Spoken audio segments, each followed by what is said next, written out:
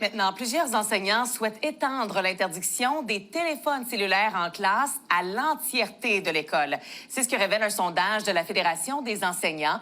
Par contre, selon une experte, cette mesure ne suffirait pas à régler l'ensemble du problème, comme l'explique Marika Gauthier. Beaucoup de personnes qui l'utilisent pendant le dîner puis les pauses. Être souvent sur leur téléphone, ça peut être mal. J'aime ça avoir mon téléphone à l'école, mais le fait qu'on mette nos téléphones dans les pochettes avant qu'on rentre en classe, c'est quand même bien. Plus d'un an après l'interdiction du téléphone cellulaire dans les classes, la majorité des enseignants souhaitent élargir cette mesure.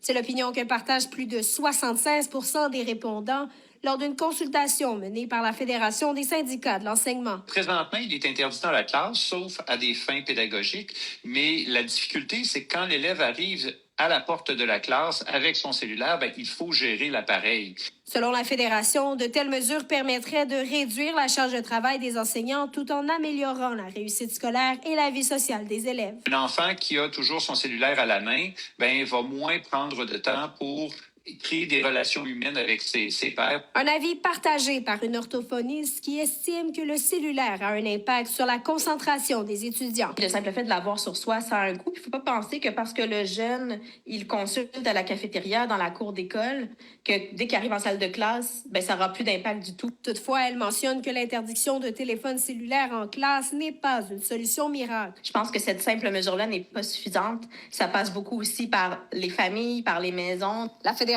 des enseignants précise toutefois qu'elle n'est pas contre l'accès à Internet à l'école, mais bien au contraire, les ressources numériques encadrées seraient bénéfiques pour stimuler l'apprentissage. L'Internet puis l'accès au réseau nous amène à avoir l'accès au savoir, parce qu'aujourd'hui, il y a beaucoup de savoirs qui sont accessibles sur Internet. La Fédération a souhaité porter la voix des enseignants dans le contexte de la commission spéciale sur les impacts des écrans et des réseaux sociaux sur la santé et le développement des jeunes. Les enseignantes et les enseignants sont au premier plan dans cette discussion-là au niveau de l'utilisation du cellulaire à l'école. L'enjeu est encore plus grand. Et ça a donné une commission sur le temps d'écran qui remettra son rapport dans les prochaines semaines. Alors, ça tend à démontrer que les enseignants et enseignantes ont fait des observations et arrivent à la conclusion, de par leur expertise professionnelle, qu'il faut s'attarder à cette question-là. Marika Gauthier, NC Nouvelles, Gatineau.